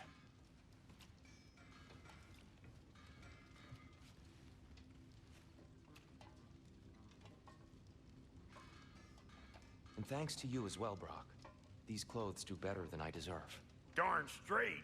And never mind what Brock had to trade the landlord to get that Yggdrasil seat for you. The landlord? He's not the landlord. Okay.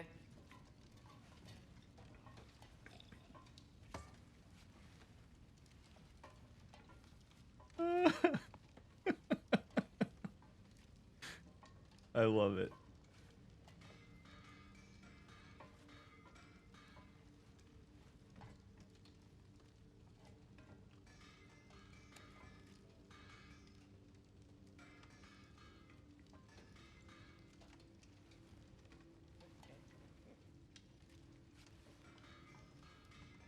We're all just chilling. I love it.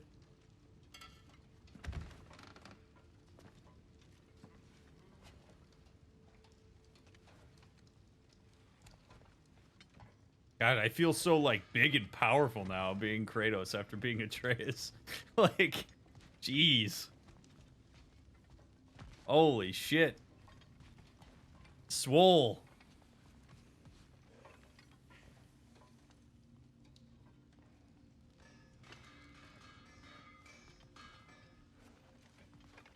Hey, Sindri. All right, let's see if Sindri freaks out when Kratos walks up to him. Ready when you are, Father.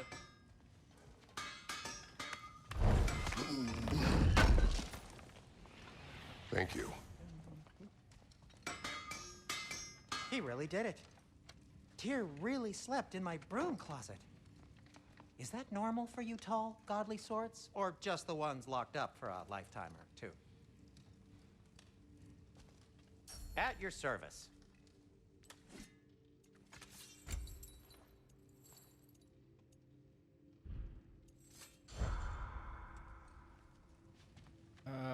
How do I... Okay, so...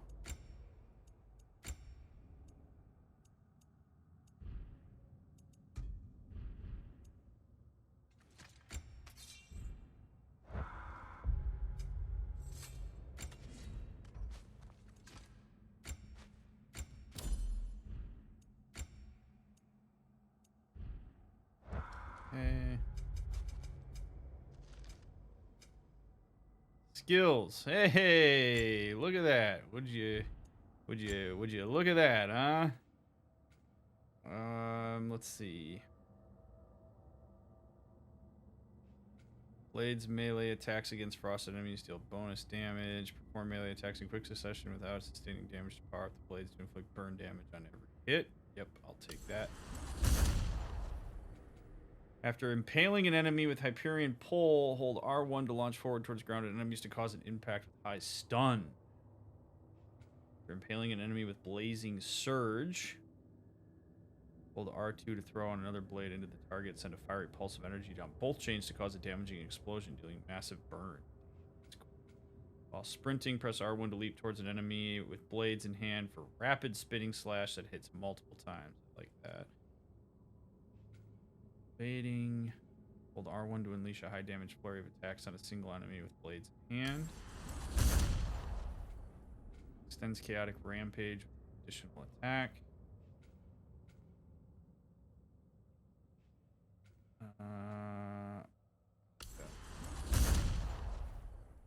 So there, I have so many experience points to spend. Holy crap. I could probably buy all of these.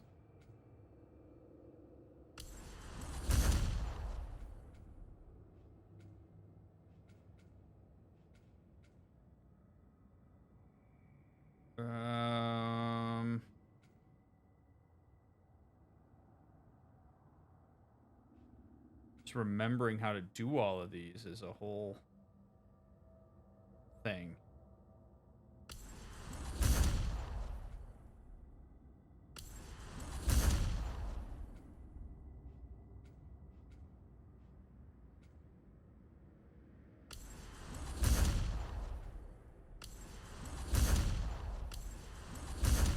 Yeah, might as well just buy them all.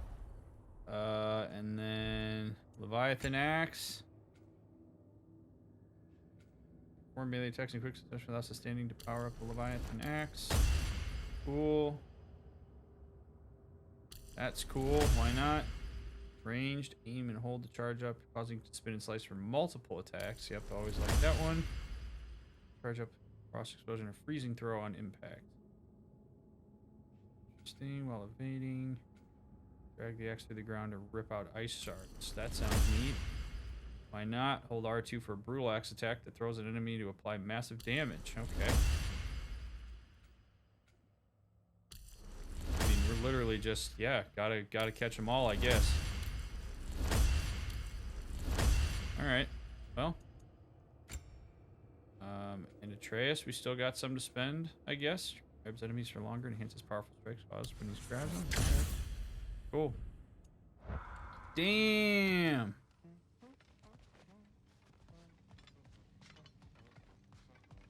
Ready when you are, eh? Let's go.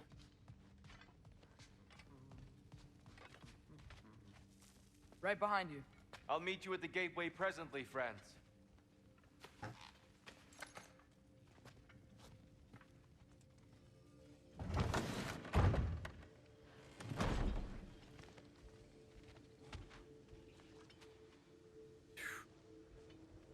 Tension, man. Tension of knowing.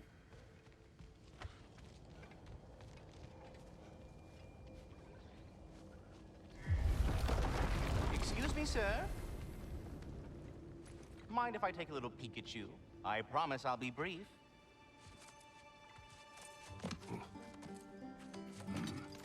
My goodness, what a strapping physique.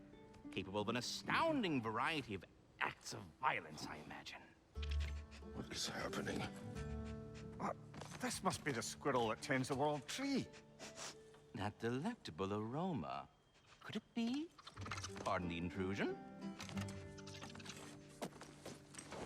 What are you doing? Ah, yes. Amber resin. Delightfully nutty with a hint of squidding. No.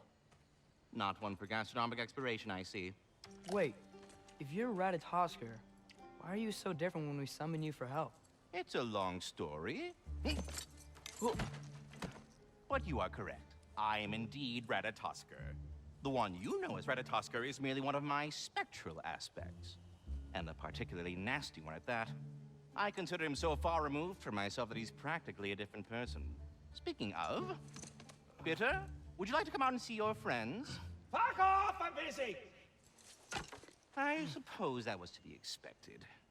Anyway, now that I've polished off all this resin for you, would you like the seed back? It is the seed. Indeed. A seed of Yggdrasil, to be precise. Since my dwarven tenants performed their little reconfiguration, you'll need seeds like these to open up new destinations on my tree. Your tree, huh? Yes, my tree. Here, let me show you.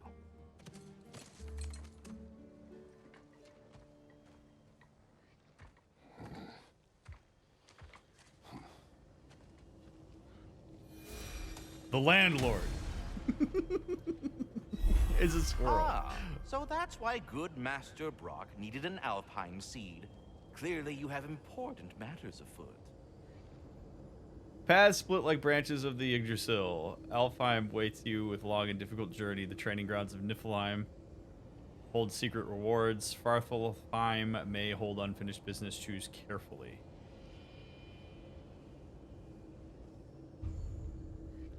New Yggdrasil seeds for Alfheim and Niflheim have been acquired. Choose a realm to travel to. That seed you found unlocks Niflheim of all places, a realm as ancient as it is vaguely sticky.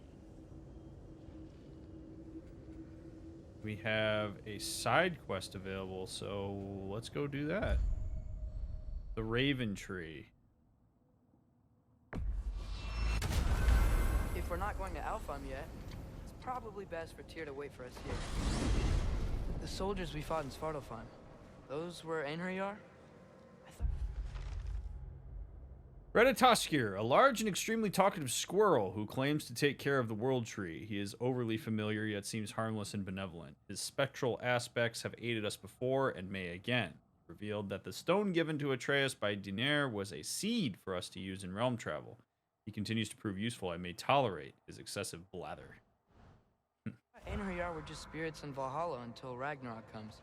They were no spirits. Indeed, brother. Odin appears to have found a loophole. Activated his forces early as a standing army. Perhaps something he could only do without any honest Valkyries around to stand in his way.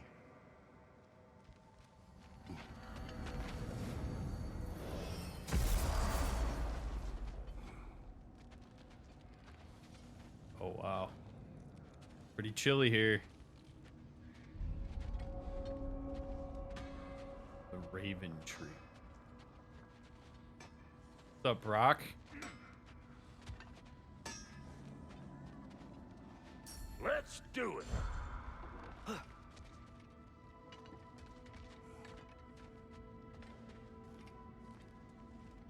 There's something over here. Ah, a memory of war. You could use this as a training arena if you like. You'll just be fighting the recollections of enemies. They won't be able to harm you.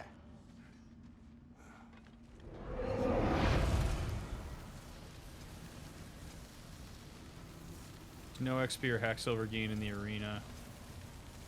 You have infinite health and accelerated cooldown. Oh, okay. So it's literally just to practice. That's interesting. I don't care so much about that.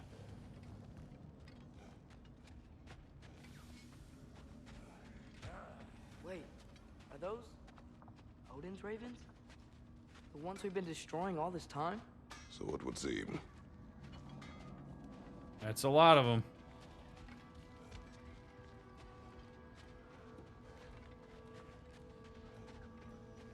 Free are we, free of the Father. Our half-lives now belong to no other. What do you think that means? I don't know, but there's definitely something more going on here.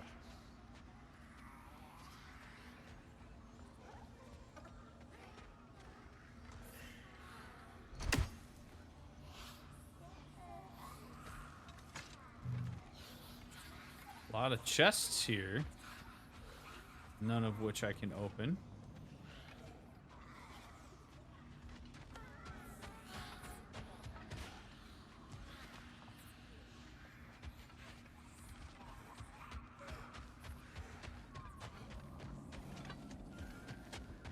Do we have to be here? Creeping me out, all these poor bastards with their souls cut up.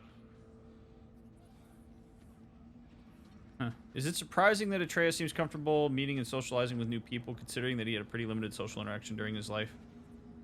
I would think he'd be socially stunted. Not necessarily. Some people have more innate levels of social adeptness.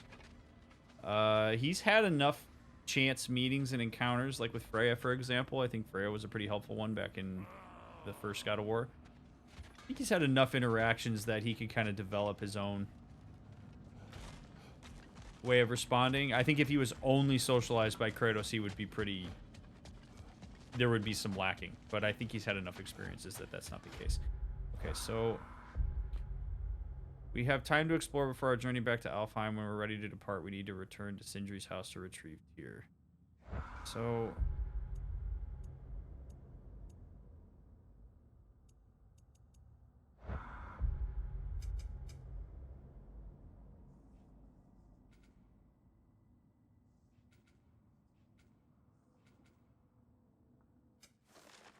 Odin has once again dispatched spectral ravens to watch us. We should attempt to remove his spies when possible. Oh, so this is like a reward area, it seems. You practice fighting stuff and then you check the ravens.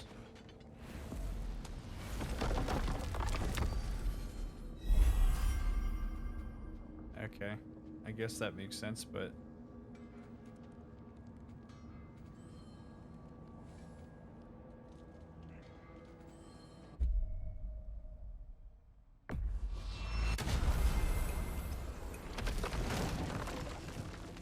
Well, at least we checked it out. Mimir, I know this sounds weird, but can you tell me again what happens when someone dies? Every living thing has a soul, and every soul has 4 parts. Form, mind, direction, and luck. Direction steers the souls of giants, dwarves, elves, and animals toward the Lake of Souls in Alfheim, where all the parts may be absorbed back into Alfheim's great light. So that's where Fenrir is? The Lake of Souls? So long as his soul still has its direction, aye, it's well on its way. I wonder which soul Sindri didn't get back from Brock.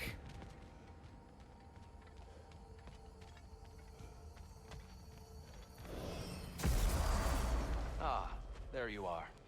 I knew you hadn't forgotten me. Master Kratos, I would speak with you.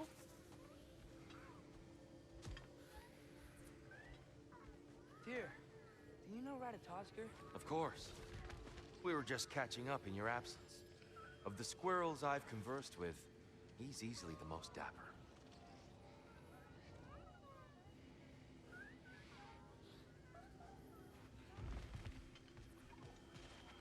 Speak. If you are ever in need of my services and I am not present, I have installed these handy chimes for you to notify me. Simply throw your axe and strike the chimes, and I will attend to your needs. Would you care to take a practice throw? Sure, why not? A magnificent throw, Master Kratos. Truly a seasoned pro. Very well. You know how to reach me now. What else is there? So like this?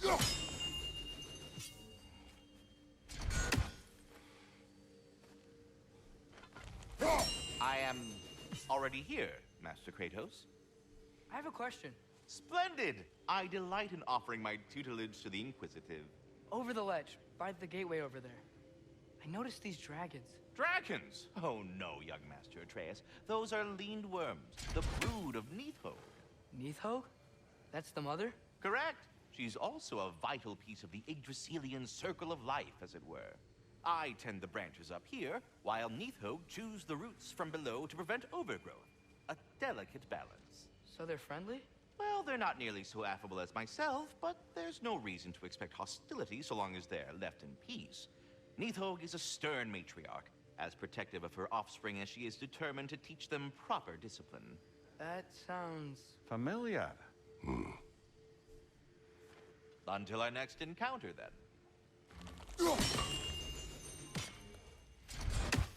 Let me get some more practice throws in. Perhaps there was some confusion. This is for calling me out here, not for when I am here. Yeah, but if I'm gonna be adept at this, I gotta get some practice throws in, bud.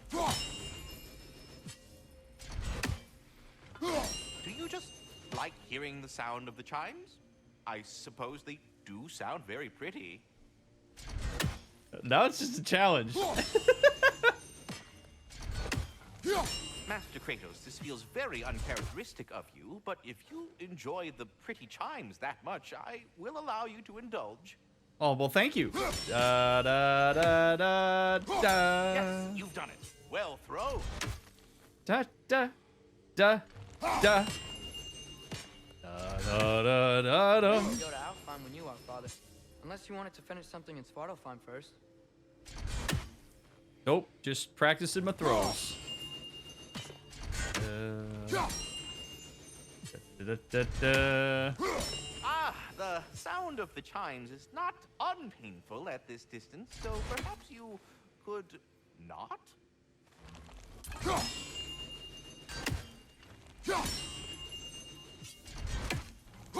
Already here, as it were. So... I'm like batting 1,000 right now. I'm going till I miss.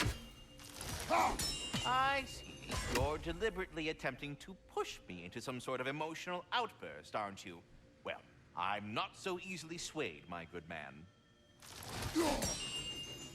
Yeah, and I'm batting 1,000. Stop with the stupid chime! Oh dear. I'm sorry. I don't know where that came from.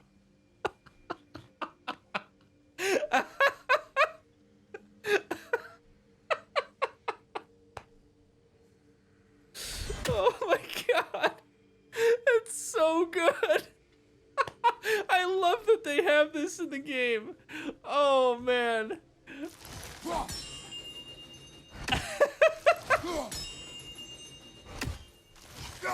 I am already here, Master Kratos. Oh my god. Stop with the stupid chime. Oh man. Okay. Good stuff.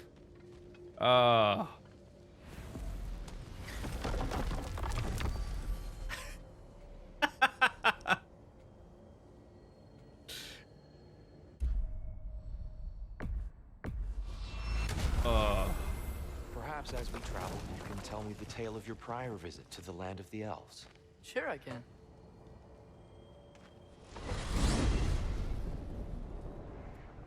Alfheim was the first time we ever realm traveled using your temple. Freya tried coming with us, but Odin cast a spell on her. can't leave Midgard. That's terrible. So then we fought our way through an army of dark elves to get to the light. You interfered in the Elf War. Not by choice. We sought to fill our Bifrost, and they attacked us. And the dark elves were covering it with their sticky hive stuff. When we freed it, the light elves came back. Things seemed better in Alfheim. Did they now? Kratos, we did have a choice.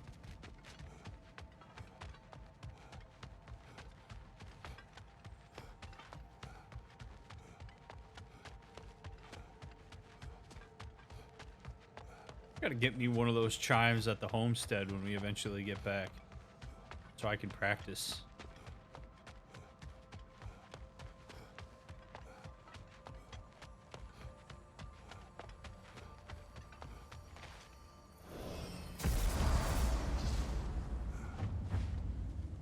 Alfheim.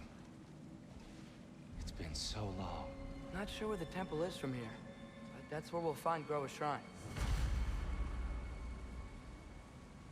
Woo, baby, and won't that be a great place to pick up for part 7? Friends, thank you so much for taking time out of your day to watch part 6. I realize it's maybe a little bit shorter than the other ones, but I gotta run. This is a good place to stop. Thank you for taking your time to watch this. Thanks for supporting what I do. It really means a lot to me, whether you watch this on YouTube or whether you hang out with me live on Twitch. I'm really appreciative of it. Again, I don't claim to be right about all this stuff. It's just my perception on what's going on, and I hope it brings some value to you and your relationships in real life. Maybe there's a couple nuggets that you take out of it and say, hey, that's kind of cool to think about it that way. So whether you're going through this blind with me or whether you've played the game all the way through and now you're just trying to see what I can add to it, thank you so much. Thanks to those of you that financially support the stream in whatever way you do it. Make sure that you leave a like on your way out, comment down below, and follow the links down in the description. It's the best way to keep tabs on what it is that I'm doing. So appreciate you all so much, and I can't wait to see you over in part 7. If you're binging, see you in a minute.